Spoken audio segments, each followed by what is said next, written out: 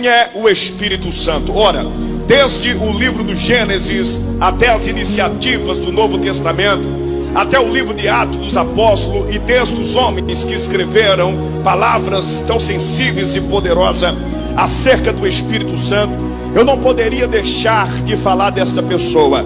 Diz os grandes pregadores da história que existe 4 grandes, mais poderosos sermões que conseguem até hoje ter vida tanto no mundo quanto na igreja. O primeiro sermão é o arrebatamento, o segundo sermão a cruz que traz o homem à fé cristã, o terceiro o Espírito Santo e o quarto a santidade que aproxima o homem de Deus. Então eu quero falar coisas lindas acerca desta pessoa invisível, mas que é pessoa e que está em nosso meio, e que se ele não estivesse aqui, esta obra não teria existência, não estaria viva e alegre como essa.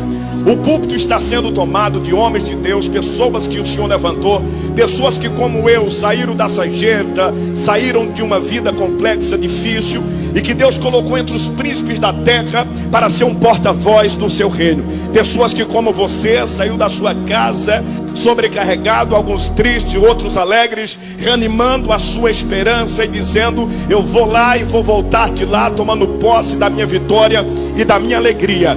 Tudo isto é a ação do Espírito Santo. Sem ele o brilho aqui não teria, a festa não teria prazer, a mensagem seria mensagem sem graça, sem autoridade, você não estaria sorrindo, seu glória não teria sentido. A ação de ficar num número de pessoas como esse, em um lugar tão apertado pela magna multidão, tudo isso não teria razão. O que nos trouxe aqui foi o preenchimento dele, o Espírito Santo de Deus.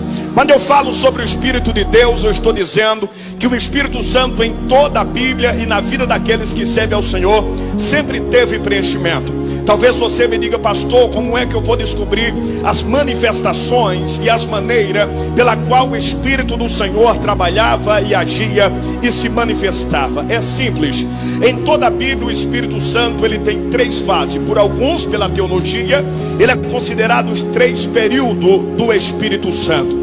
Aí você me diz: pastor, então me explica bem qual é o primeiro período do Espírito Santo. Ora, é bem verdade que o Espírito Santo ele simboliza a pomba, ele simboliza a chuva, ele simboliza o rio, ele simboliza o orvalho, ele simboliza o azeite e ele simboliza águas correntes que vêm sobre a terra.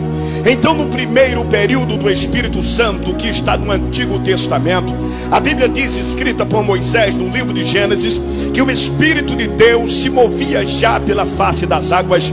Isto prova que ele é vivo e que ele age, que ele não pode deixar de agir. Se ele deixar de agir, nossas vidas perdem o sentido. A Bíblia diz que quando Noé soltou a pomba da arca, então Noé soltou a pomba da arca porque Deus tinha mandado um dilúvio sobre a terra. Dilúvio esse durante 40 dias, provocado uma grande catástrofe, visto a rebeldia e o pecado dos homens. Ao passar 40 dias, Noé precisava saber se as águas tinham minguado sobre a face da terra. Então Noé pegou a pomba e solta a pomba, e a pomba sai, mas a Bíblia diz que a pomba volta a Noé, pois a mesma não achou repouso para a planta dos seus pés. Então Noé espera mais 7 dias e solta a pomba. E quando a pomba vem a Noé pela segunda vez, ela traz um galho de oliveira sobre o seu bico. Então Noé esperou mais 7 dias e soltou a pomba da arca. E quando a pomba saiu, a pomba nunca mais voltou a Noé. Isto se refere aos 3 períodos do Espírito Santo. O primeiro período do Espírito Santo é na lei de Deus e no Antigo Testamento. Aí você me pergunta: então me diga, me informe, me revele como é que eu posso descobrir as manifestações do Espírito Santo no Antigo Testamento. Quando você passa a ler a poderosa palavra, você vai descobrir as seguintes expressões textuais acerca do Espírito Santo no Antigo Antigo Testamento. O Espírito sobreveio, o Espírito repousou, o Espírito desceu, o Espírito se apoderou, o Espírito lhe envolveu, o Espírito lhe impeliu, o Espírito manifestou. Era assim as manifestações do Espírito de Deus no Antigo Testamento. No Antigo Testamento, o Espírito de Deus, ele não era conhecido como Espírito Santo, pois Espírito Santo foi lhe dado o título na graça, porque na graça o homem é santificado pelo Espírito. No Antigo Testamento ele é conhecido como Espírito do Senhor, porque no Antigo Testamento o homem não era santificado pelo Espírito. No Antigo Testamento o homem era santificado pelas obras e pelo poder da lei de Deus. Então na graça ele recebeu o Espírito, ou seja, o título de Espírito Santo, porque ele santifica a igreja na face da terra.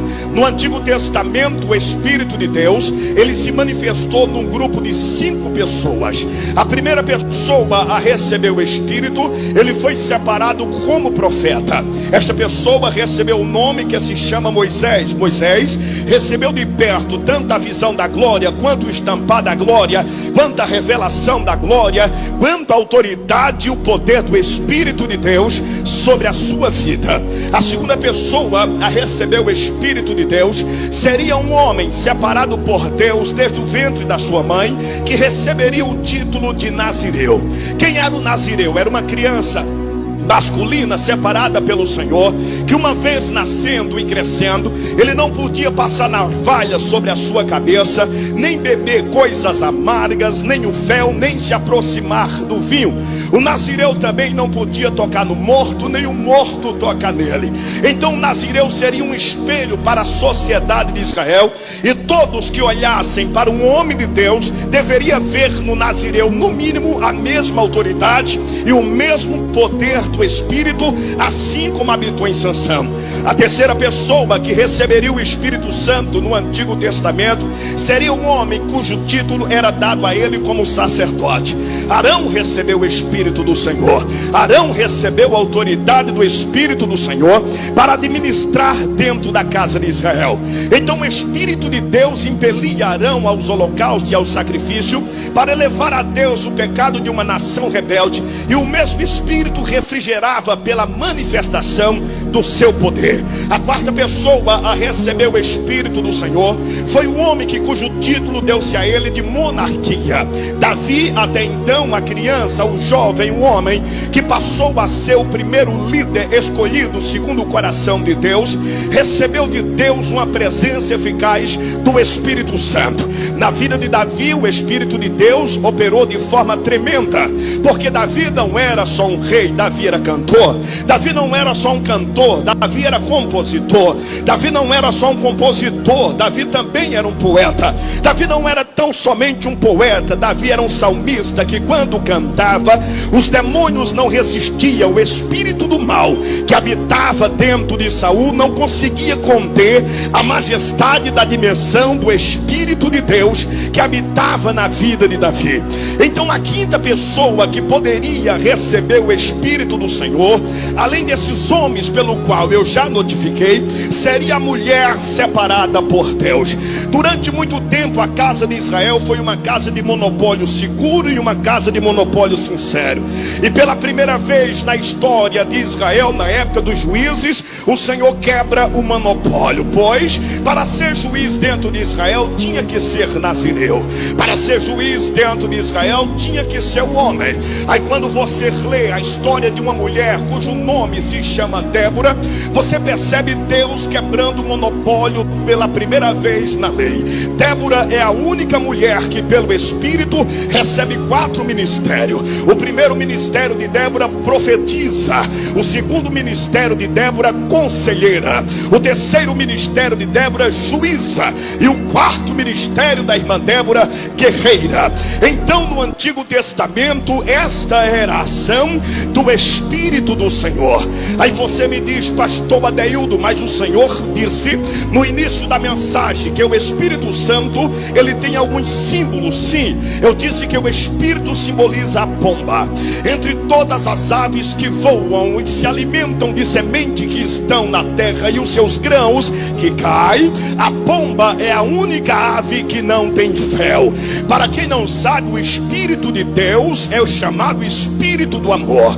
E pelo apóstolo São Paulo, quando ele recebe o título Espírito do amor, Paulo está dizendo que ele é o Espírito que nele não há amargura. Aí está a diferença. Porque é que os crentes às vezes saem do seu trabalho, da sua casa, vem do seu emprego abatido, amargurado, contrito, arrasado, caído, deprimido, fracassado. E é o primeiro alvo da sua vida é a casa do Senhor. E quando ele